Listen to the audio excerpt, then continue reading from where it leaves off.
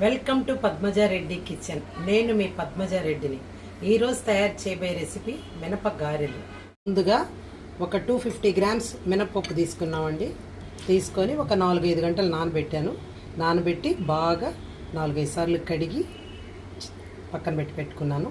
ఇప్పుడు దీన్ని మనం మిక్సీలో, చిన్న బౌల్ అయితే బాగా వస్తుందండి, లేదు పెద్ద బౌల్ ఉందన్నా కూడా అందులో కూడా సగం వేసుకోండి.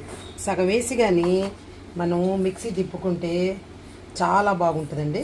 ఇప్పుడు ఇది ఒక కొంచెం సాల్ట్ తగినంత వేసుకుంటాను. ఇప్పుడు మిక్సీకి పట్టేస్తాను. మిక్సీకి చూడండి, ఇలా గట్టిగా పట్టుకోవాలండి మిక్సీకి. మరీ ఇంకా మిక్సీ కదలట్లేదంటే కొంచెం ఒక 2 స్పూన్ల నీళ్లు అలా వేసుకోవాలి తప్ప ఎక్కువ వేసుకొని జారు చేసుకోకూడదండి గారెలు చేయడానికి. ఇందాక మిక్సీ పట్టేటప్పుడు చూపించాం కదా, అదే విధంగా గట్టిగా, మరీ పలచగా కాకుండా మరీ గట్టిగా కాకుండా ఈ కన్సిస్టెన్సీలోనే పిండిని మనం మిక్సీ పట్టేసుకున్నామండి. బాగా సాల్ట్ సరిపోయిందో లేదో చూసి కరెక్ట్గా వేసేసుకున్నాను. ఇప్పుడు ఇందులో పచ్చిమిర్చి అండి, ఒక పచ్చిమిర్చిని సన్నగా ఇలా కట్ చేసి పెట్టాను. ఉల్లిపాయ ముక్కలు కొన్ని కట్ చేసి పెట్టుకున్నాము.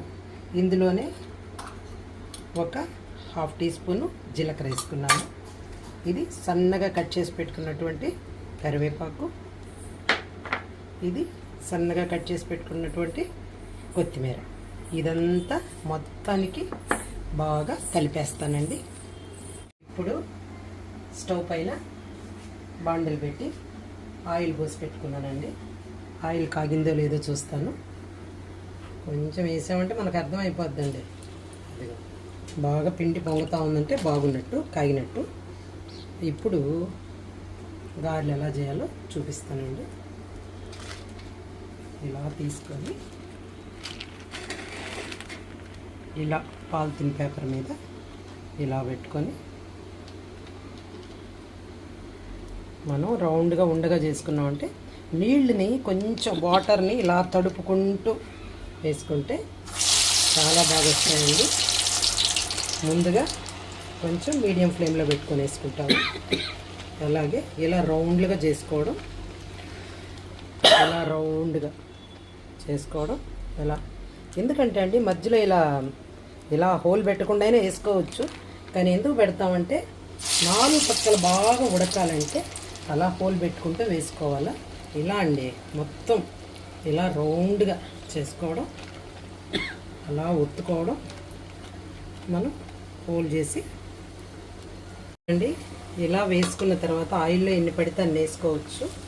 వేసుకున్న తర్వాత ఇలా చూసుకుంటూ మనకి మంచి గోల్డెన్ బ్రౌన్ కలర్ వచ్చేంత వరకు ఇలా తిప్పుకోవాలండి.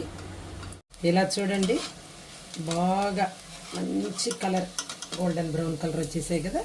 ఈ కలర్ వచ్చేంత వరకు ఉంచుకొని తర్వాత మనం తీసి పక్కన పెట్టుకోవాలి. ఇంతేనండి,